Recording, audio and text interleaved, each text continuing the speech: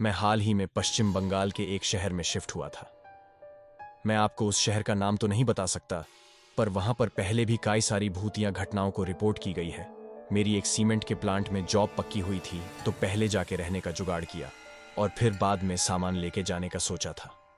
मेरा नाम निशांत है। मैं एक पावर प्लांट में जॉब करता था। वहां मैं लैब में जॉब करता था। यहाँ सीमेंट प्लांट में भी मैं लैब में ही जॉब करता हूँ। भिवापुर नाम का बड़ा सा शहर है ये। मेरे गांव से पास होने के कारण यहाँ काफी पहचान के लोग भी थे, तो मुझे रहने का जुगाड़ करने में ज्यादा मशक्कत नहीं करनी पड़ी। मेरा किराए की रूम और प्लांट के बीच में कुछ 20 मील का फासला था। जहां प्लांट था वहां रहने का कुछ इंतजाम नहीं था, तो सबने कहा कि यही भिवापुर में ही रह जाओ। सबकी मानकर मैंने यही रूम ले ली। मैं जहां रहता था वो घर मालक एक ओनाटो का मालिक था। उनका नाम था मनोहर काका। सब लोग उनको इसी नाम से बुलाते थे। उम्र में बड़े होकर भी वो हमेशा दोस्ताना अंदाज में ही मुझसे बात करते। मुझसे उनका लगाव बेटे जैसा था। रोज मुझे खाना खाया क्या ये जरूर पूछते और बातें चालू करते। वो हमेशा देर रात तक ऑटो चलाते थे और सुबह भी जल्दी उठकर काम पे चले जाते थे। उनका घर इसी एक ऑटो की कमाई पे चलता था। मुझे पकड़ के एक और किराएदार थे। जैसे तैसे उनका गुजारा इन सब पैसों से हो जाता था, इसलिए वो देर रात तक ऑटो चलाकर कुछ ज्यादा के पैसे कमाना चाहते थे। लेकिन उनको क्या पता, उनका ये काम एक दिन उनकी जान पे बनाएगा। मुझे मनोहर काका के यहाँ रहने आए कुछ 6 महीने हो गए थे। मेरा प्लांट का काम भी ठीक चल रहा था। मैं जहां रहता था उसके पास से हाईवे जाती थी। सबका कहना था कि उस चौराहे पर बहुत बार एक्सीडेंट से लोगों की जाने गई है। रात को मैं भी आता था प्लांट से। मुझे भी मनोहर काका ने आगाह किया था। मैंने उनसे यूं ही पूछ लिया, मनोहर काका, वहां क्या है ऐसा? कुछ भूतों की बात है क्या? हाँ निशांत बेटे, वहां बहुत सालों से ये जो पुल बना है ना, सुना है ये जब बन रहा था तब कई लोगों की इसमें बलि दी गई थी। अब वही यहां मौत का तांडव कर रहे हैं, काका ने समझाते हुए कहा। मैं थोड़ा डर गया। मुझे सहमा सा देख काका बोले, अरे डरो नहीं बेटा, यहां घर में कोई टेंशन लेने की जरूरत नहीं है। मैं इतने सालों से ऑटो चला रहा हूं, मुझे तो कोई भूत नहीं दिखा। हमारी बात हुए अभी कुछ ही दिन हुए थे कि उस चौराहे के पास फिर एक एक्सीडेंट हो गया। समझ नहीं आया कैसे। जब सब लोग देखने गए तो मैं भी साथ में चला गया। एक कार वाला था, चौराहे से आगे जाके एक खंबे से जाके टकराया था। उसकी मौत जगह पर ही हो गई थी। लेकिन रात को हाईवे इतना चालू रहता है, फिर भी किसी ने उसको वहां देखा कैसे नहीं? यही सवाल सब कर रहे थे। उसका एक्सीडेंट हुआ, ये बात सुबह सबको पता चली। पुलिस वालों को भी ये हमेशा का रोड एक्सीडेंट लगा। लेकिन काका घर आने के बाद सबको यही कह रहे थे कि ये रोड एक्सीडेंट नहीं था, उस आदमी को भी उन भूतों ने ही मारा है। ऐसे ही दिन बीतते गए। मुझे यहाँ अब साल होने को आया। मैं भूतों पे वैसे तो यकीन नहीं करता, लेकिन सब बोलते हैं तो मन न चाहते हुए भी मानने को तैयार होता है। मेरे दादू का कहना था, आदमी ने निडर रहना अच्छी बात है, पर थोड़ा सा डर भी होना चाहिए। डर से इंसान आने वाले खतरे के लिए तैयार होता है। अचानक आया खतरा निडर संभल नहीं पाता और दुर्घटना होती है। मुझे जब भी कभी रात को अकेले में कहीं सुनसान जगह जाना होता, मेरे दादू की यही बात मैं हमेशा अपने मन में रखता था। जब ये किस्सा मेरे साथ हुआ उसके बाद से तो मैं बहुत डर गया था। वो बारिश को अंधेरी रात थी। अमावस्या थी कि पता नहीं, लेकिन बाहर बहुत अंधेरा था। घने बादलों की वजह से रात और भी काली लग रही थी। मैं कुछ रात के 12:30 को उस चौराहे पे उतरा। मुझे मेरे प्लांट की बस छोड़ के आगे चली गई। आज प्लांट में शटडाउन था, इसलिए सभी ने ओवरटाइम किया था, तो लैब वालों को भी रोका गया। 1-2 लोगों के लिए अलग से गाड़ी नहीं भेज सकते थे, तो मुझे बेवजह बिठा के रखा।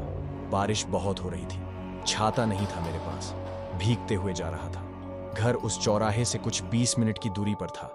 मैं बिना पीछे देखे जल्दी घर जाने के लिए चल रहा था। चौराहा पीछे रह गया, लेकिन ऐसा लगा कि चौराहे से मेरे पीछे कोई चल रहा है। पीछे मुड़ने की मेरी इच्छा थी, पर मुड़ ही नहीं पाया। बस चल रहा था मैं। ऐसे लग रहा था कि अभी घर आ जाएगा, लेकिन मैं पहुंच नहीं पा रहा था। घर सामने दिख रहा था, लेकिन क्या हो गया था मुझे? मैं घूम ही रहा था। मुझे समझ रहा था कि कुछ तो हुआ है मुझे, लेकिन इसमें से मैं बाहर निकल नहीं पा रहा था। मेरे पीछे से कोई मुझे धकेल रहा था। मैं डर जाऊंगा पीछे देख के, इसलिए मुड़ के देखने की हिम्मत नहीं थी मुझ में। अब मैं थक चुका था, चलना नहीं हो रहा था। अब वो मुझे खींच के लेके जा रहा था। मैं खुद को उससे छुड़ा नहीं पा रहा था कि अचानक एक ट्राली वाला मेरे पास से हॉर्न मारते हुए गया। लगा मैं जैसे सपने से जाग गया। बारिश भी रुक गई थी और मैं एक जगह रुक गया। अब मेरे आसपास कोई आहट नहीं थी। घड़ी देखी तो सुबह के 4 बज रहे थे। मैं अब और नहीं चलना चाहता था। वही बैठ गया। सुबह का इंतजार करने लगा। जैसे ही थोड़ा उजाला हुआ, देखा मेरा घर सामने ही था। पता नहीं मैं कहाँ घूम रहा था और मेरे पीछे कौन पड़ा था। रूम पे जाने के बाद मैं सीधा अंदर जाके कपड़े बदलकर सो गया। डर की वजह से मुझे बुखार हो गया था। हरी काका रूम में आए, खैरियत पूछी। उनको मैंने सब बता दिया। उन्होंने समझाया कि शायद कोई प्रेतात्मा पीछे पड़ी होगी।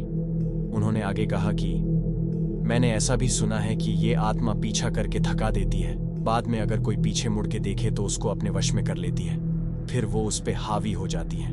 मैंने कहा, मनोहर काका, मैं आखिर तक पीछे नहीं मुड़ा, लेकिन मुझे अब बहुत डर लग रहा है। हरी काका बोले, जो होना था वो अब बीत चुका, अब डरो नहीं, कुछ नहीं होगा। शाम को मेरी तबीयत ज्यादा खराब हुई तो मैं अपने घर चला गया दोस्तों के साथ। वही मेरा इलाज चलता रहा। कुछ एक हफ्ते के बाद मैं वापस रूम पे आया। वहां का नजारा देख के तो मेरे होश ही उड़ गए। हरी काका एकदम बीमार से हो गए थे, पलंग पर लेटे थे। उनको भी काफी तेज बुखार था। मुझे देखकर उन्होंने पास आने का इशारा किया। मैं उनके पास गया। काका बोले, निशांत बेटा, तू जिस दिन यहाँ से गया उसी रात को एक हादसा मेरे साथ भी हुआ। मैंने उनको सहमते हुए पूछा, क्या हुआ काका? काका ने बोलना चालू किया, मैं उस रात भर ऑटो चलाने का सोच के गया था। मुझे नींद नहीं आ रही थी और सवारी भी मिल रही थी। यहाँ चौराहे से कुल 3 सवारी मुझे कुछ 12 बजे के आसपास मिली थी। सबको नाके तक जाना था। अंदर बैठने के बाद कोई कुछ नहीं बोला तो मैंने ही पूछ लिया, भाई इतनी रात को कहाँ जा रहे हो नाके पे? उस जगह आत्मा घूमती है। मेरे किराएदार को भी डराया था उसने। इतना बोलने के बाद उनमें से एक बोला, तू अपना काम कर, तुझे भूतों से डर नहीं लगता क्या? काका बोले, लगता है ना भाई, लेकिन इस पेट के लिए रात को काम करता हूं। गए, नाका आया था। मैंने ऑटो रोका। एक ही सवारी उतरी।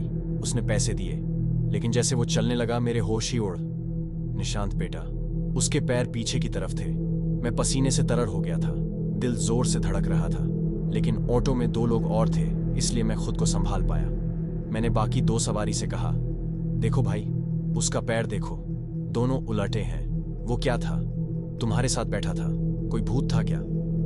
इतने में दोनों सवारी जोर से हंसने लगे। दोनों की आंखें खून की तरह लाल हो गई थीं। उनमें से एक ने कहा, हमारे कौन से सीधे हैं देख, उनके भी पैर उलटे थे। बस इतना ही याद है मुझे, आगे क्या हुआ पता नहीं। घर वाले कहते हैं कि मैं वहां बेहोश था ऑटो में। लोगों ने मुझे घर लाया। मैं सुन्न सा रह गया। ये सब हमारे साथ ऐसे कैसे हुआ समझ नहीं पाया। मैं रूम में गया और प्लांट जाने की तैयारी करने लगा। आज भी मुझे रात होने वाली थी। डर तो था, लेकिन काम था तो करना ही था। मैं काका को मिलके चला गया। उस दिन के बाद से काका कभी ठीक नहीं हुए। बुखार कम ही नहीं हुआ उनका। डर से वो अंदर से टूट गए थे। कुछ दिनों में खाना पीना भी बंद हो गया उनका। और एक दिन जब मैं प्लांट से वापस आया तो काका हम सबको छोड़ के चले गए थे। घर वाले रो रहे थे। उसी दिन एक मांत्रिक को बुला के घर में शांति के लिए हवन भी हुआ। मुझे भी कुछ सहज नहीं लगा तो मैंने वो घर बदल दिया। लेकिन मेरे साथ जो हुआ वो क्या था, इसका जवाब किसी के पास नहीं था। उन प्रेतात्मा ने काका की जान ले ली थी। मैं बच गया था। भगवान का शुक्रिया करता हूं रोज और अपने काम पे चला जाता हूं। तो दोस्तों, आज की वीडियो में बस इतना ही। वीडियो पसंद आया तो मेरे चैनल को सब्सक्राइब करें। धन्यवाद।